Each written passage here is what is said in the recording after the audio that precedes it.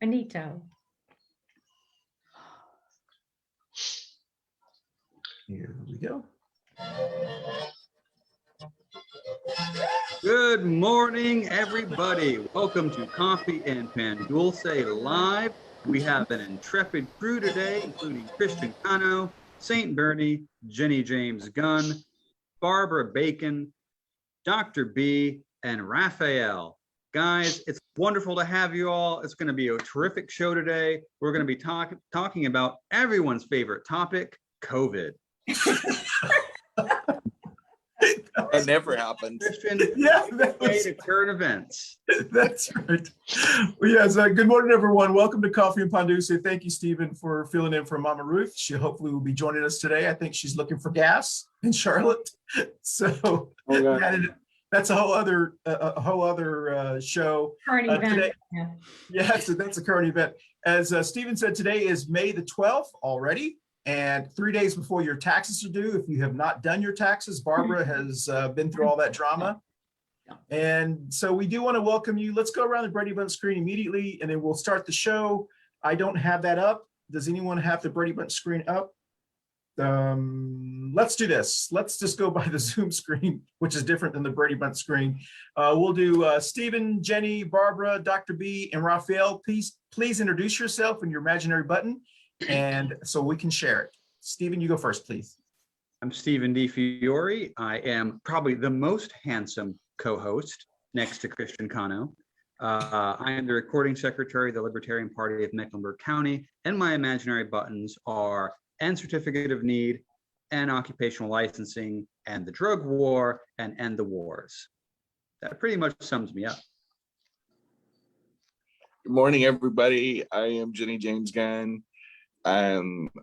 My pronouns are she, they, and I am a community coordinator with Charlotte Pride, board member of the National Organization of Women. Obviously, my buttons would be protect trans children, Black Lives Matter, healthcare justice, Medicare for all, or / Medicare for all, gun sense laws. Let's make some sense of the chaos, and people quit hoarding gas. Like, if you want to fill up your car, that's cool, but I think we all need a button like common sense. Don't go with 10 buckets of fuel, whatever they are, little fuel gas cans, and put them in the back of your pickup truck and take them home. It's just like the toilet paper last year. Yeah. Gas is on the way. We've got plenty of petroleum in this country. I know I come from a state that produces more of it than almost every state but Alaska. Yeah. And they are already made the adjustments for the trucking industry. So quit panic buying, just stay the course, 1,000 points of light, and just get it real. So next. Hi, good morning. I'm Barb Bacon. I'm a healthcare advocate here in South Charlotte, and did not go out and get gas. I have been through this. Remember Dr. B in the 70s when we had to do that? I'm not doing that again. I spent an hour each day driving to and from work. I am not doing it at the gas pump. So my buttons would be Black Lives Matter. I am big into gun control, and I firmly believe that we all need health care for all. And I'm sick and tired of those Medicare commercials on TV. I have carry my remote with me so I can mute them. So I'm done. Great. Let me unmute. My voice may be weird. I'm George Bohmfalk. I'm a retired physician, and I'm drinking coffee for real because I just arrived yesterday afternoon in beautiful western Colorado. As you can see by the announcement. Yeah. And it's absolutely spectacular, and it's 29 degrees, so we're not doing this for Ooh. 95. We're not doing one of these days. It's just spectacularly lovely here. My son, I don't know if I said I just got up. It's a retired physician, and my major buttons are Medicare for all, of course, and Black Lives Matter. I certainly am also interested in gun control. And Jenny, you call for common sense. If there were any common sense in the world, we wouldn't have all these problems, would we? I think that's a lot of wishful thinking, but we can still hope this way. Thank you. Rafael? Do you hear me well? Yes. Okay. My name is Rafael Prieto. I am a journalist in the Spanish language media of Charlotte. I barely mastered the English language, but I try.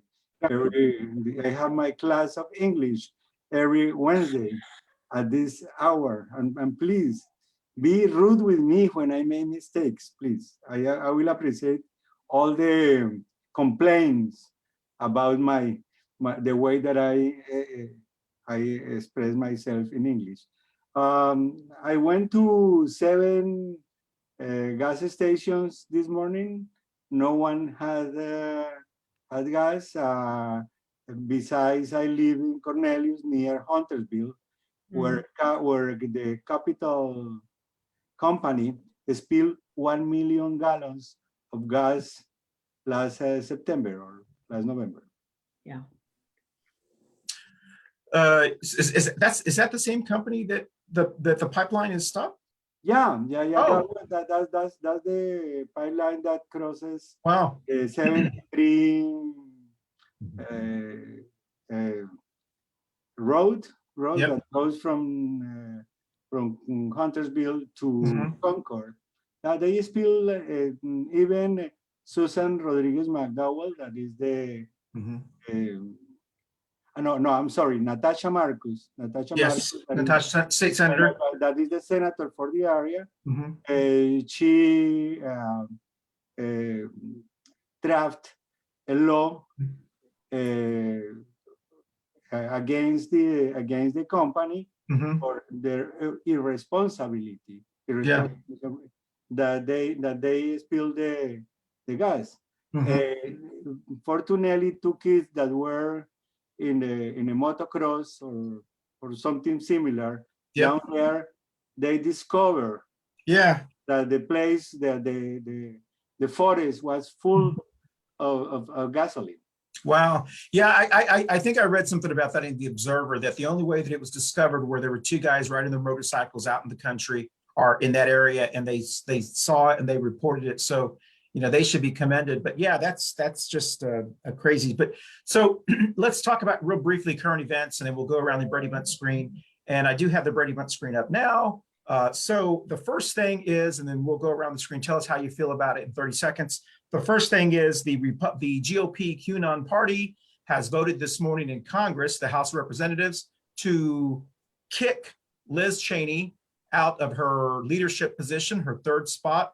And I just want to read you a fundraiser email that I got from congressman here in one of the white supremacist congressmen here in North Carolina, Dan Bishop, or we call him Bathroom Dan Bishop. He sent a fundraiser out, and I just thought this was just so interesting. It said, "Help me stop Cheney and Trump traitors."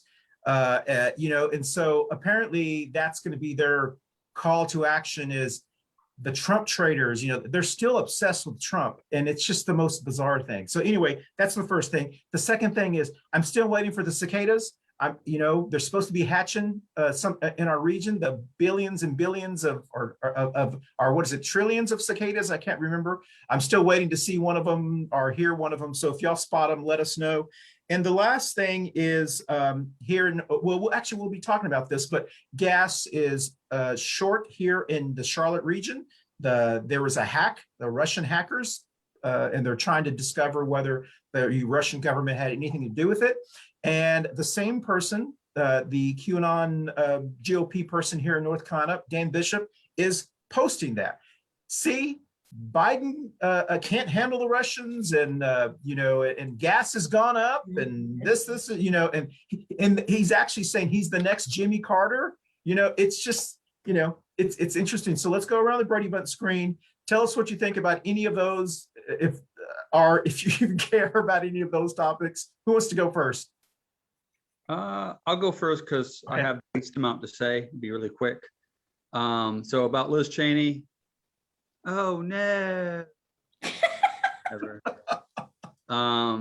About the cicadas. I want to see. I'm excited for them to start because I really want to try out that recipe to see if they're actually that good. Full of protein and keto. Oh. Maybe I'm joking. Maybe I'm not. You'll never know, dear viewer. Yeah. And then regarding gasoline, I mean, listen, if you need a gallon of gas, $20 and I'll give you one of my cans.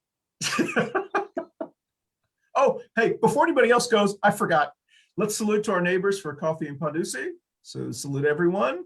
Ching. I'm fasting right now, so I can't actually drink that. But also we do want to thank our pan dulce sponsor, Manolo's Bakery, who celebrated a fantastic birthday this past Saturday that I almost gave the address out on one of our shows. And Manolo's Bakery on Central Avenue, please support your Black and brown businesses or any small business during this global pandemic. All right, so who wants to go next? I'm sorry, I had to throw that in. And I'll just say, if you're a gringo like me, you have a Twinkie courtesy of Family Dollar. Delicious. Oh, Yeah, and you just took about 5 years off your life, you know. That's right. Or he's preserved. So, There you go. All those preservatives, I think I'm good. I'm embalming That's right. myself from the inside out. so That is not- hey, Barb and Jenny, any of y'all want to comment on any of those? I'll go. events? I'll go next. All right. Maybe me? Cheney, Liz Cheney. I hope they pay for it in 2022. I'm sick and tired of hearing about it. I mute that too. So I'm interested in seeing the cicadas too. My landscaper told me that the little tunnels that I'm seeing in my grass might be them. And I'm like, oh my God. So if that's what it is, I'm gonna have a bunch of them. And what was the other topic? I can't remember. The gas. Oh, I lived through that in the 70s. I will wait. I don't care. They say they're going to have the supply redistributed or back online by Friday. Oh, wait, I don't care. Sure. I don't have the intestinal fortitude to sit in lines anymore. I'm done. So, hey, Rafael, you want to go next, and then let's get Jenny to jump in and Dr. B. Regarding Liz Cheney, it is repugnant that that this is happening after the 6th of January. It's incredible. It's incredible that 70% of the Republicans don't believe that Joe Biden won the election when it was very clear that Trump was defeated. And it's repugnant that Mr. McCarthy is going to Mar-a-Lago, whatever it is in Florida. Mar-a-Lago. Mar-a-Lago, yeah. To kiss whatever of Trump always. It's repugnant. It's repugnant. Regarding the las cigarras, or is the name of the insects in Spanish, is a beautiful song of Mercedes Sosa saying that the cigarras wake up every year, like the people that go to other countries to look for asylum. Yes, it's a very beautiful song. I may next week present the song. And regarding the gas, I am worried about the fact that the hackers can intervene in the American economy as they did with this company, and it's like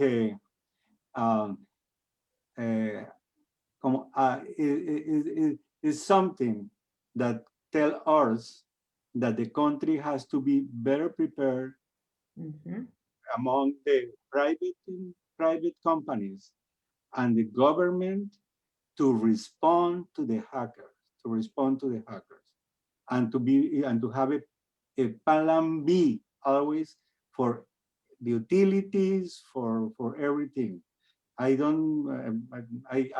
live 1 mile from one of the nuclear plants here, so I always think in that we are close to big industry that hackers may attack. Okay. Hey, Jenny, and then Dr. B. I guess first of all, what goes around comes around. Liz Cheney and her family have brought a lot of badness to our country. So quid pro quo, I guess. I don't know.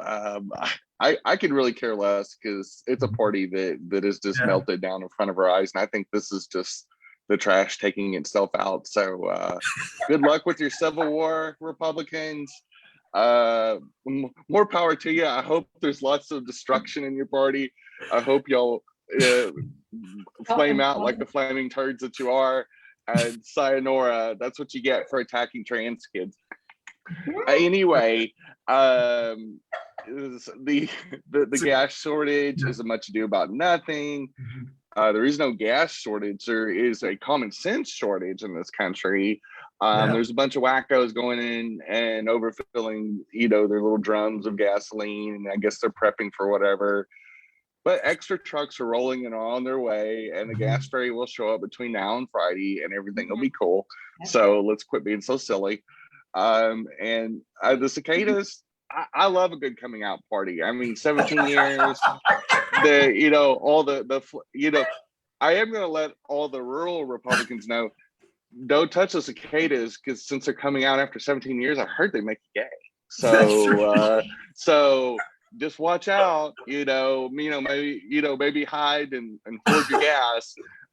But anyway, I hope everybody has fun. The Rafael story about the song about the cicadas sounds really beautiful. I'd be excited to hear that next week.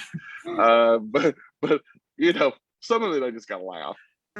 Sometimes you just gotta scratch your head and go, wow, it's really coming full circle. Jenny, Dr. B? That was funny. That was hilarious. That was hilarious. The gas thing, I agree completely with Rafael that the problem is much less the current shortage we're having than the fact that people can cyber attack and hold up our infrastructure. Now, like Jenny said, I think there's quid pro quo there, because I imagine that we may have had a hand in some of these other countries' missile systems suddenly going down and mysteriously blowing up and stuff like that. So, I think that's just kind of the new battlefront is all this cyber stuff, and I think we can expect worse, and we're going to have electric shortages and just all sorts of kind of things, and so are other countries. So I'm less concerned about the current shortage than I am just the issue of cyber terrorism. On cicadas, like I say, we're out in Colorado. I don't even have cicadas out here, particularly at the higher altitude. We're about 6,500 feet. Maybe they can't breathe in this thin air. But anyway, I agree with Jenny. A little coming out party would be kind of fun. In Charlotte, where we live, the frogs were just kind of coming out around our pond, and every night they have to be out of the cicadas. So the cicadas, we probably wouldn't even notice. Hey, Dr. B? Yeah. You're in Colorado. Any rumors that Aaron Rodgers is going to be the new quarterback in Denver? We just got here yesterday. I haven't tuned into local sports. Rumors. Keep your ears tuned for me, will you? That's right. I don't know. Yeah. And on Liz Cheney, I don't know. I'd echo everybody else's comments. I don't know. It's a strange thing going on in the party between absolute total craziness and being divorced from reality, and then some people like her and Romney and a couple of others that are trying to maintain some mainstream conservatism. So I don't know. That's going to be an interesting thing to watch play out. I'm glad it's them and not us. Yeah. Well, you guys said exactly kind of what everyone else is feeling. I completely agree with you. I mean, with the Liz Cheney thing, I think I agree with all of you. It's almost like we're living in the Twilight Zone. I never thought I would see in my lifetime that Russian hackers would attack a gas pipeline, and the GOP QAnon party is only talking about Trump. They're not talking about the Russians. This is the most bizarre. The GOP is usually the ones, we need to get the Russians. Dan Bishop's not even mentioning the Russians. 40. And what's bizarre, like 35, 40 years ago when President Reagan was in office, he had an obsession with the Soviet Union. I mean, that's all he could actually talk about was the evil empire and how destructive they are. And it's just funny that same party, I guess it's the same party, I'm not really sure, and I'm not a Reagan fan, but I'm just shocked that they've strayed that far off their true north of where they were. And I don't know if they've strayed that far or they're just outing themselves. Have they always been this crazy? Is this why we had Watergate? Is this why we had Iran Contra? And they just really kept it under wraps for that long, and they're having their coming out party, which is conspiracy theories and infighting and death and destruction. I don't know. It's kind of unsettling. I'm not gonna lie. I think considering they retain so many positions all over the country, and how they've targeted specific communities, and not just my community but so many others, and just the vitriol and hate that has been spewed the last 4 or 5 years, specifically, and how they just keep echoing that inside their circles, and now they're aiming at each other, which is just even crazier. It's just so unhinged and unnerving. I agree with you, Jenny, and I know we can do it. Actually, we probably will in June. We'll do a show about the destruction of the GOP QAnon party. That'd be interesting to see. I mean, people are leaving their party. I mean, literally going to independent. That makes So let's go to our topic today. Our topic. I have one question, Christian. Just one question. So, why are you spreading fake news that the cyber attack is from Russia? No, it was. They said it was Russian hackers. It was a Russian gang. Who said that? Our intelligence agency. Did I not read the intelligence agencies that lied us into Iraq and Afghanistan? Those ones, you're going to take their word for it?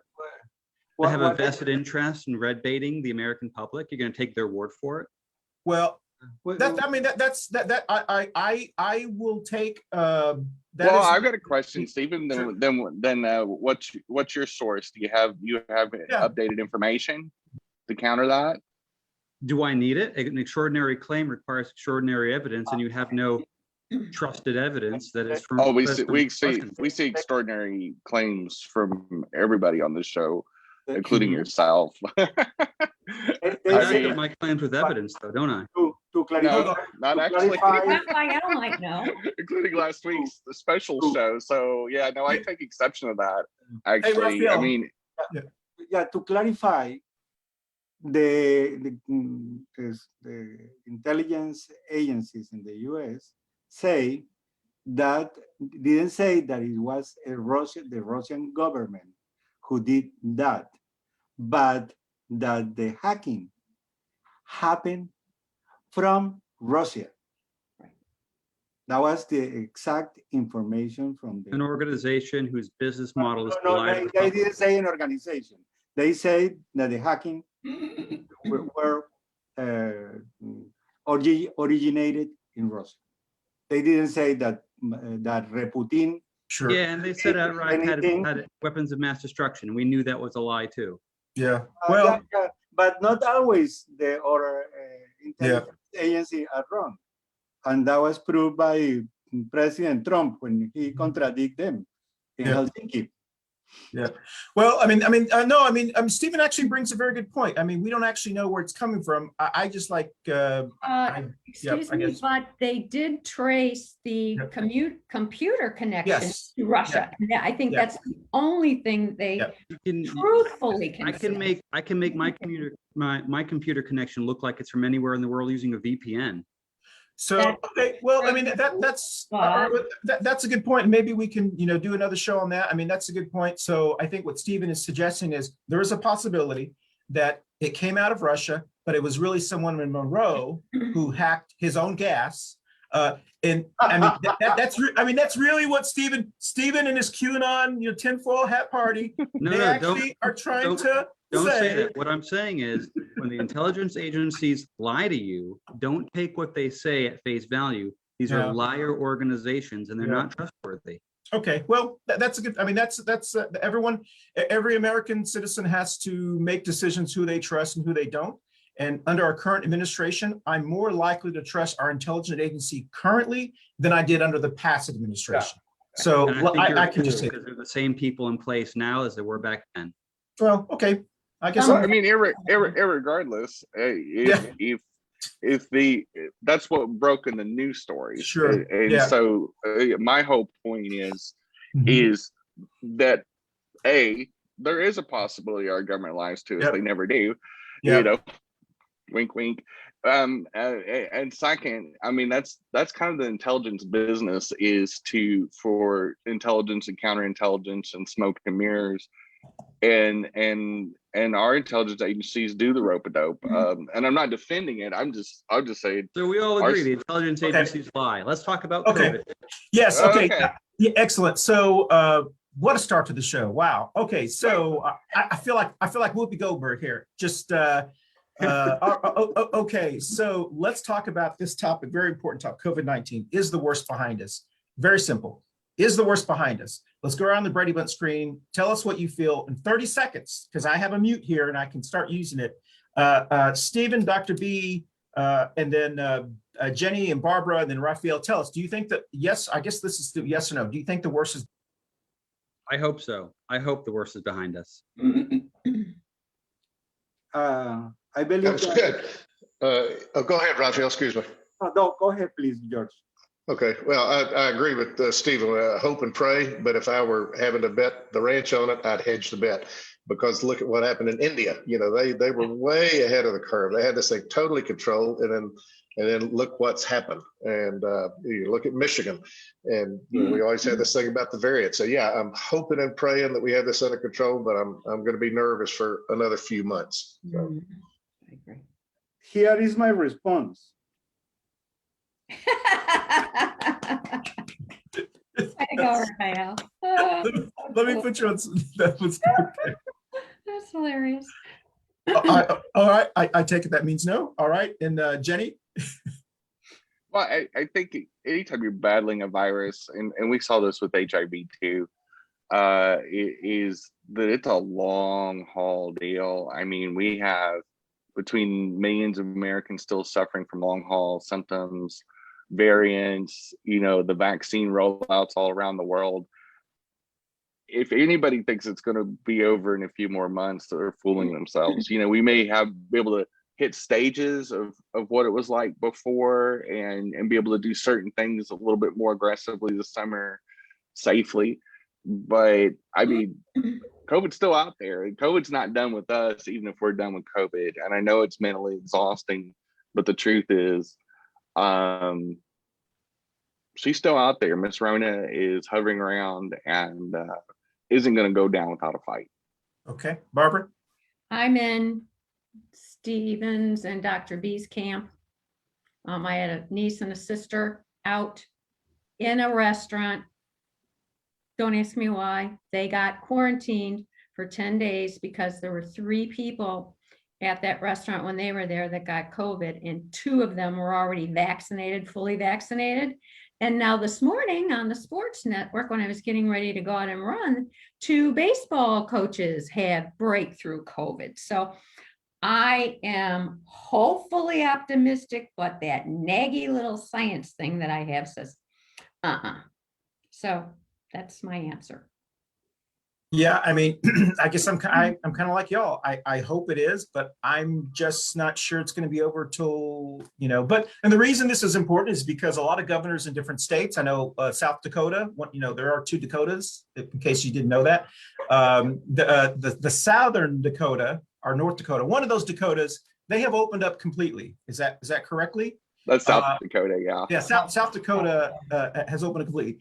Here in North Carolina, where most of us are at, except Dr. B is in Colorado right now, I think people are opening up in stages. We no longer have to wear masks. Or, you know, the advice is not to wear masks if you have been vaccinated and you're out in the air or so forth.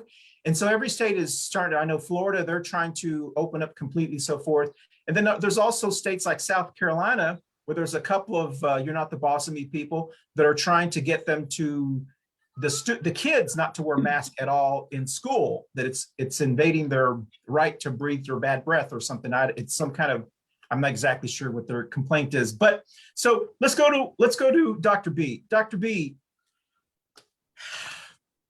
I know you said what do you, I mean, you have been talking to us this entire time, and I have a doctor's appointment at 1 o'clock today, and I'm curious to hear what you have to say about this, because I believe doctors tell you the worst because they think you may not do all of it. So maybe, so I'm curious. I mean, I think that most Americans believe that the guidance is the worst. Just so if we go a little bit below the guidance, we're going to still be okay, because they always tell us, to lose 100 pounds or whatever. So Dr. B, tell us what you think. Well, that's an interesting viewpoint, and maybe there's a little truth to it, but at the same time, kind of like people in general, there's huge variation among doctors, and I imagine there are a whole bunch of physicians around the country that think we ought to be all opened up and that it's all over with. So as for the advice, yeah, I think physicians tend to err on the side of caution, but good Lord, it's like so many things. People can either do the smart thing, maybe unnecessarily, or be a little relaxed and maybe get by without anything, but unfortunately often kind of pay the price. It's kind of like a lot of people don't wear seatbelts, and most of them get by without it. And we're all seeing these things that just kind of make you, pull your hair out about, like you were saying. I mean, I heard this guy in Congress named Bill Cassidy. He is a physician. I think he's an OB-GYN doctor, I believe, from Louisiana, and he was going on there seems to be this organized thing among the Republicans in Congress to try to take down Fauci. God almighty, why would you want to do that? But they're talking about, why don't we, something along the lines of, why don't we allow the kids to be free and not wear their mask? Well, exactly how much of a problem, how much of an imposition is it to wear a mask? It's not like we're asking you to go to the gym or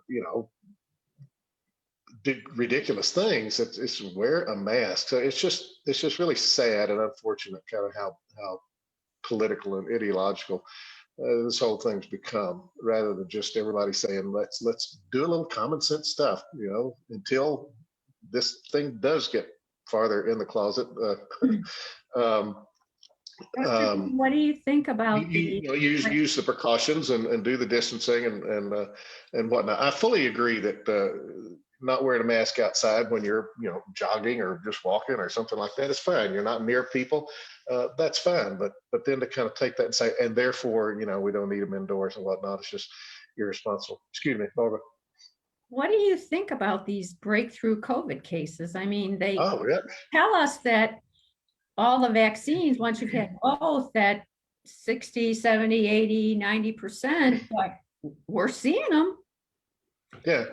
No, absolutely. Well, I think a lot of people forget back when Pfizer did its first study, they said our vaccine is 95% effective. That means out of every 100 people that get the vaccine, there's still 5 that can come down with COVID. That doesn't mean that. So the breakthrough cases, the people that have had both vaccines and still get it, it's not a surprise at all. It's exactly predicted. It's to be expected. It's not 100%. I don't think any vaccine is 100%. So that's what about. Now it's wonderful that most people who do get these breakthrough cases, they're not serious. I believe nobody has died and nobody has actually got to go to the hospital, get on a ventilator, who's had one of these breakthrough cases after being vaccinated. So still ought to be vaccinated. But the breakthrough cases are not a surprise. They're just kind of part of the expected occurrence. Thank you. So I have a question they're for not saying that on TV. They're not. Well, they don't. So what else do they not say on TV? Yeah.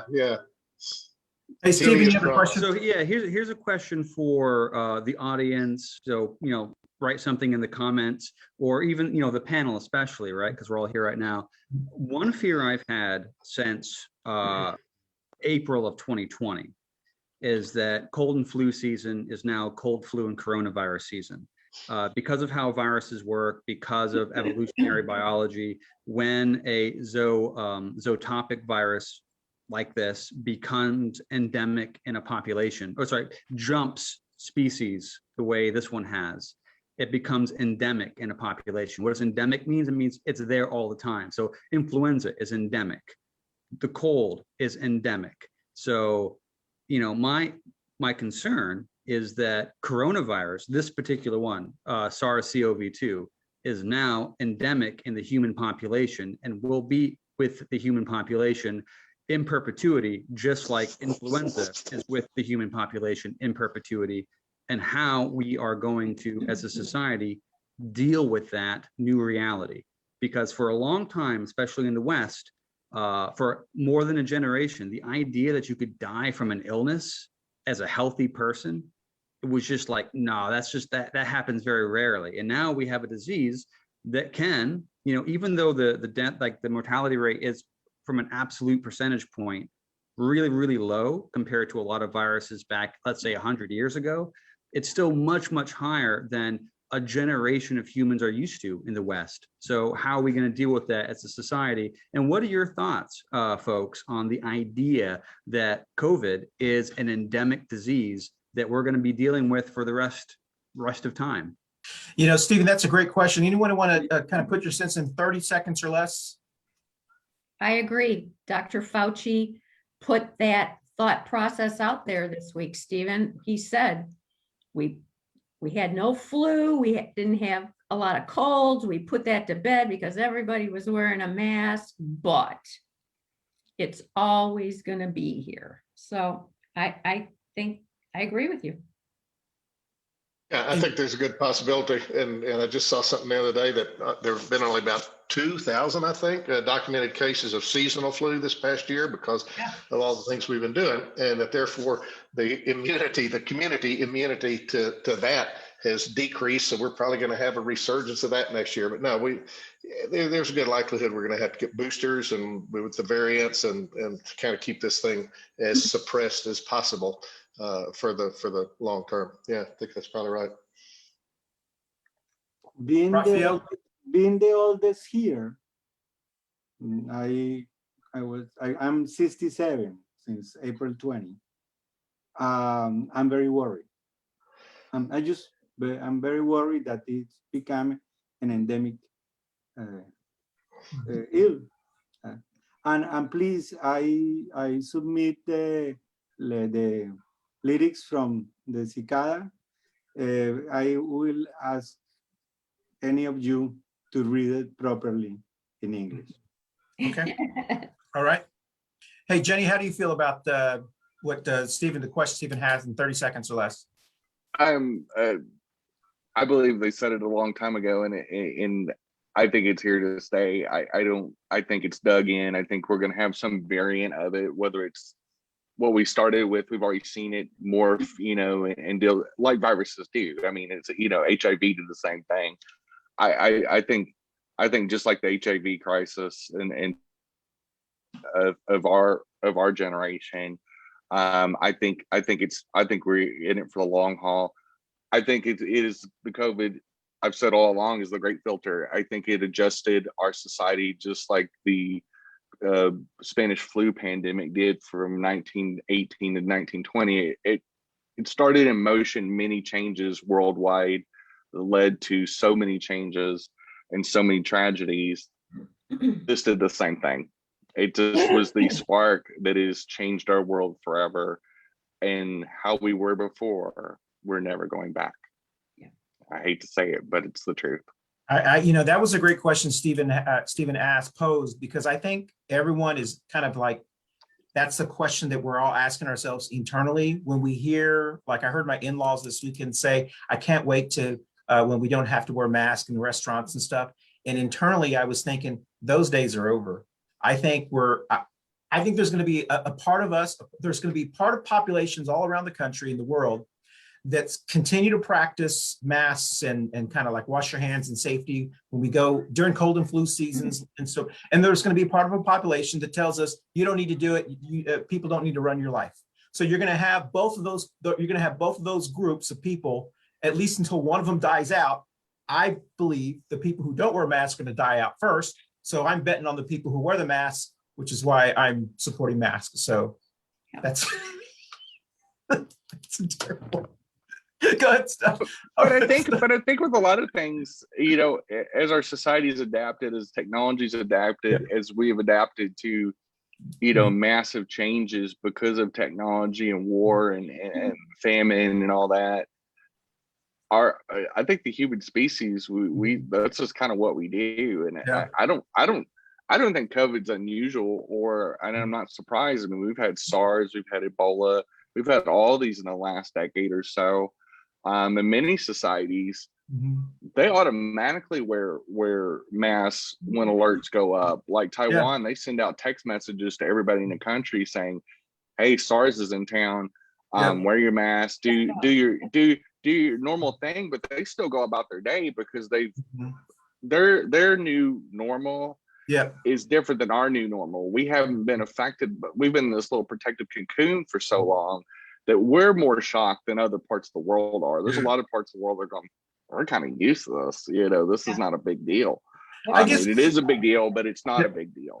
No, but Jenny, that's you said exactly right, and that's what my concern is, and maybe Dr. B can kind of help us, because the reason I said that, Dr. B, is because I'm wondering if there are people who, when we hear the guidance about masks and stay at home, some of us try to follow those guidances because we look to experts, but there's even a part of us, those of us who follow those guidance, who always say, but if I go to the sports bar one day, it's not really going to kill me. You know what I mean? And I fell into that trap. Even today, with my 2 vaccinations, haven't caught COVID and recovered, there are still times where I think, I can go watch this baseball game at the bar. If I stay over in this corner, and so I just don't know that it's like the American psyche or something. We believe that when someone tells us to do something, they don't really mean it. They're just trying to protect us.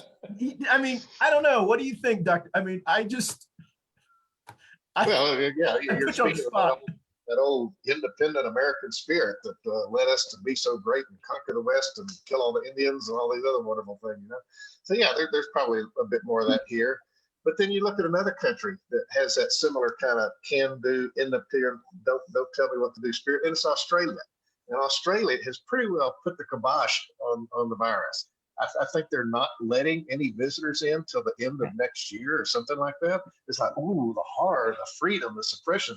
But by golly, they're getting by. And I don't know every last detail, but my understanding is that they're doing a lot better than we are. And so I don't know. It's hard to come up with a single explanation about that type of thing. But yeah, it's constantly tempting as a regular human nature, and also the uniquely American human nature to want to take chances, as you did, and many of us do. It's like, oh, just this once, in all aspects of life, right? But it'll come back to catch you. So. Yeah, and I think we're going to see that smaller countries, Australia is a country of 26 million people, especially countries that are islands. Australia is one of them, Taiwan, Japan. These countries that have a better ability to control their borders are going to have better results over the long term than much, much larger countries.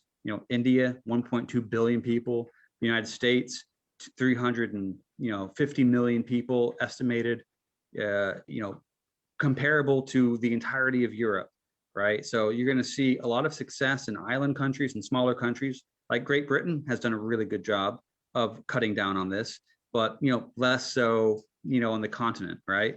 And so we'll see those success stories and try to draw comparisons, but don't forget about the very real reality of geography.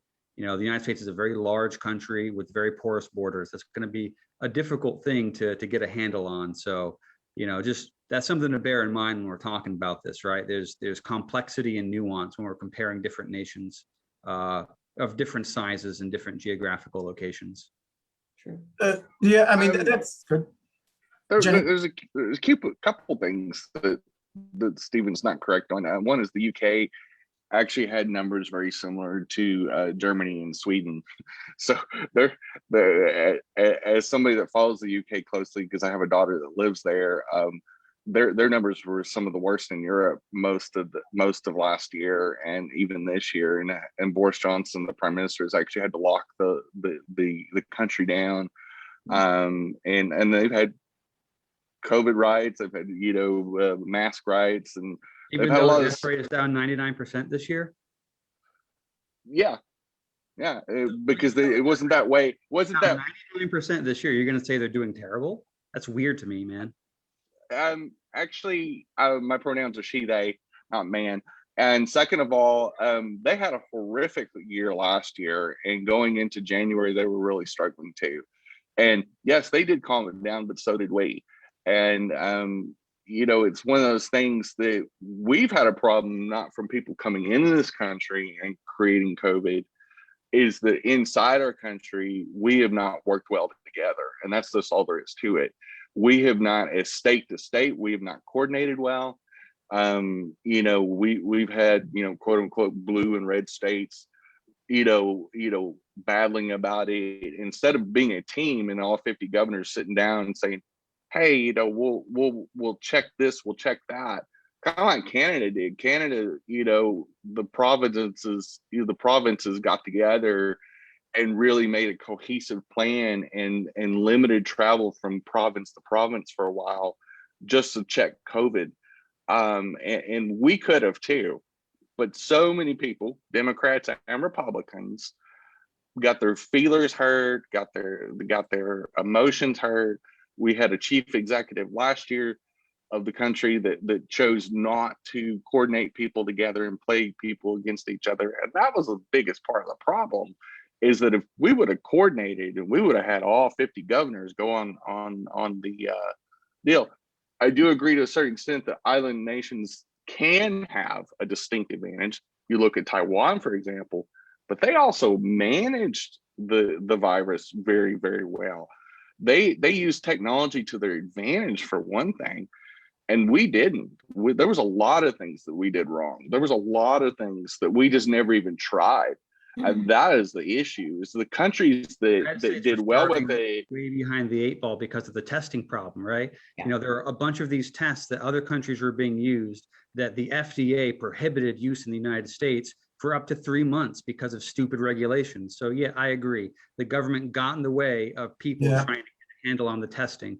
And none of people are talking about that, how this was the FDA's screw up that made sure that almost 1 million Americans have died. And yet we're not talking about it. We're not talking about the fact that there were tests being made in the United States that were be able to use, that the Germans were using, that the Japanese were using, that the English were using, that Americans were not allowed to be used. We were not allowed to use because of the friggin' FDA.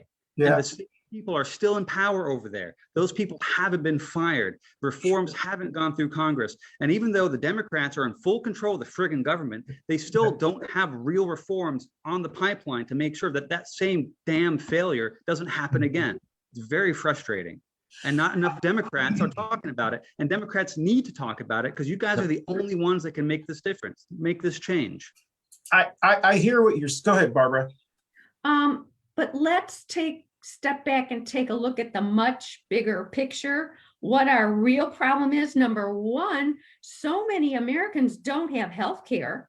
And number two, we don't have a national plan. We got nothing. We have all these individual health care problems. We don't have a government that's saying, here's what we have, here's what we're going to do. We have chaos.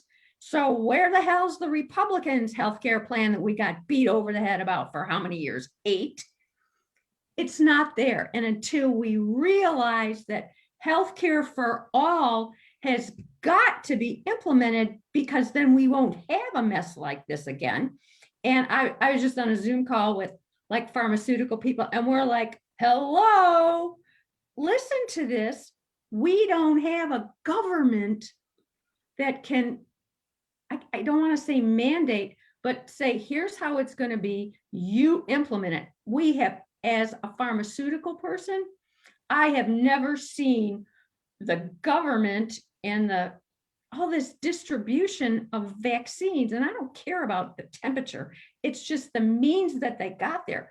It was totally different than anything that's ever been done before. So, that's why I say healthcare for all, because if we could have gone to the provider and given vaccines and worked it up, but we went the total opposite direction. So yeah, central control doesn't work. Well, that's one of the reasons why I'm opposed to certificate of need laws. These are laws, for example, North Carolina passed and supported by both Democrats and Republicans in Raleigh to keep your healthcare expensive. Like, it's ridiculous that we allow this to happen. Hey, Stephen, let's let Rafael jump in real quickly. Go ahead, Rafael. Just to remind you guys that we were under the Trump administration until January. Yeah. And that was a complete disaster, And think what happened to today. Millions and millions of people have been vaccinated. Yeah. It's a completely different message. The President Biden believed in science.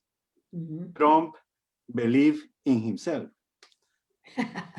That's a very good point. And, but what we're hearing right now, just on our little tiny show, is our little tiny community show. Tiny show, we are the best in the world. That's right. But what we're hearing, our little tiny community show, none of us get paid to do this. We all donate our time to kind of help educate our communities and so forth. What we're hearing is exactly what families in America are talking about as well. They're all, there's everyone is coming from a different point of view. I understand what Stephen is saying, the frustration he's coming from. I don't know, my response to that, because I have a brother who is almost like he goes to Stephen's talking point school or something. And I almost want to tell him all the time he says those things, what's your solution? You can either just complain all the time or you can help us with solutions. And there are people in this country who, and like for me, the Republican Party, the GOP QAnon party has become the party of just complaining about everything. That's all they do is complain. They don't offer any solutions. And so they're no longer in power right now. You don't have to be in power to offer a solution. I mean, you can say, I don't like this. So this is, yeah. So, and that's one of the things I think that we're seeing. And that's, I think, what our dilemma is when we talk about is COVID-19 the worst behind us. There are a lot of people who are just sitting back, who aren't as vocal as all of us are, who are waiting for experts and leaders to give us advice. And I think they're waiting for people to say, you know what, that's where I think we're at right now. I don't know. That's why I think this is really concerning, because we've got summer coming up. We've got football season coming up. We've got our people going to start, in Texas. You can go to a Texas Ranger game, full capacity with no masks. I mean, and I was watching the Wells Fargo tournament this past weekend, and I'm watching the final. Of course, it was a great tournament. I'm watching all these people packed around it, like this to each other. I get a text message from a friend of mine in Atlanta that says, well, apparently COVID has disappeared in North Carolina. And I'm like, and I'm just like kind of chuckling. And I'm like, it's just, I don't know. I don't know. The rates of outdoor transmission are apparently almost zero. So that's one silver lining. Well, no, I know, but Stephen, this is the thing. Maybe I can just ask this for Dr. B. I realize if you're outdoors, the ability to transmit it is differently. But when you are packed, like at a sporting event, or if you've ever been to any games, you sit right next to each other and you're yelling, go, go, go. If this is aerosol, it's aerosol. Well, this is, I mean, is the possibilities are less, right? Because it's the viral load that may be I don't know. What do you think? Well, it goes back to kind of a numbers game. Stephen is right that the likelihood of transmission outdoors is nearly zero. So is the likelihood of dying in a car wreck if you don't wear your seatbelt. But we all wear the stinking seatbelt. So because we don't want to take that chance, we don't want to be that 1 in a million. I don't see the problem standing around at a golf event when you're packed together, putting your mask on. If you're walking along the golf cart lane and there's nobody around, fine, take it off for a few minutes. But I just think it's kind of inconsiderate and not really intelligent to stand there, as you described, in these galleries, you're right next to each other, or the crowded football field. Now, we've all read that supposedly a lot of Broadway is going to open in September. But my understanding is it's going to be 100% mask. Maybe that's not the smartest thing in the world. I don't know. But it's not like they're going to say, come on in without your mask, like a lot of churches and other kind of gatherings are doing. So I'm all for this simple expedient. When you're around other people, inside or out, of putting a stupid mask on. What does it hurt? And it just might save your life or somebody else's. So where's the problem? Yeah. Well, do you think the density of the crowd, when you read the outdoor recommendations, it did have a caveat that if it was a really dense event, that they do recommend wearing a mask. It's based on the spacing or people per square meter, really decides that. But either way, I mean, some of it's just common sense. Some of it is, if you're, like when I go for hikes on a trail that's near where I live, I carry a mask with me. Yep. And if it's like a Saturday and it gets real packed, I just flip it on real quick, get around them as easily as I can. And then if I feel safe, I pop it back off, and it's to me, it's for me, it's a security blanket. It's my Woobie, so it's really easy. It's a really easy fix to just flip it on, flip it back off, It doesn't cost you anything. It doesn't hurt anything, and it might save a life. So I think common sense. And I'm fully the thing that's in vaccinated. greatest shortage. Yeah, and just keeping it handy, keeping I keep 4 or 5 masks in my car, reusable masks in my car all the time. I keep some in my handbag, but I keep, even if I'm at an event, even if it was at something where I knew 100% of the people were vaccinated, I would still keep it handy. It's just a go-to thing, and I think if people would just adopt that strategy and just go, kind of like the red, yellow, and green thing that they taught us in elementary school and in kindergarten, is when you're teaching us how to get into lines and how to operate and all the things that we learned in kindergarten, we should carry for the rest of our life, like wash our hands, keep your hands to yourself, so many of the common sense rules. As adults, I think we should all have to go back to kindergarten again, and just learn the common sense rules that we learned. I'll say, like Jenny brings up a great point, right? Because I remember last year during the BLM protests, I attended many of them, and those were big events, like thousands upon thousands of people in the streets in uptown Charlotte. Lot of, not everyone, but a lot of people wearing masks, and we know that those were not super spreader events. Like we know they weren't. And it's like we already have the anecdotal, like sort of tertiary evidence that suggests that, as long as a critical mass of people wear masks, and a lot of us are, sensible, polite folks, like things will be fine, especially with these outdoor venues, so that's one of the reasons why I'm optimistic that the worst is behind us. Less than 10 seconds for me. I don't remember where I read it, but according to with the New York Times or the Times or the Washington Post, the people are taking less showers during the pandemic. They are cleaning their hands, but no showers. Oh. Maybe that's why the birth rate is at all-time low. It seems like we become more dirty during this pandemic. The opposite that was I expecting. And please, Barbara, please read the part of the cicada. Isn't. Well, we'll get that out there. But listen, we do need to end the show because we do value everyone's time. But the cicada, I want to include the cicada is. He wants me to read what. Please, yes. Go ahead, Barbara. Go ahead. Okay. So many times they killed me. So many times I died. Yet here I am resurrecting. I thank misfortune and in hand with the dagger because she killed me so bad. And I keep singing to the sun like the cicada. After a year underground, just like a survivor coming back from war. That's very cool. Oh, that is cute. I like it. That's good. We'll have to play that one next week, the actual song. So listen, next week we're going to stay on the COVID-19 topic like we've been doing since COVID started. We want to try to give people pointers on we went through the holidays, if y'all remember, how to survive the holidays. And then we also want to talk about how to survive the summer during COVID-19, or at least give tips that are guidance has been given out. So with that said, let's go around the Brady Bunch screen. Tell us where you're going to be. And thank you so much, everyone, for your time. Thank you, Dr. B, for waking up from your nap in the beautiful Colorado. This has been a really good show. I appreciate that. Great conversation.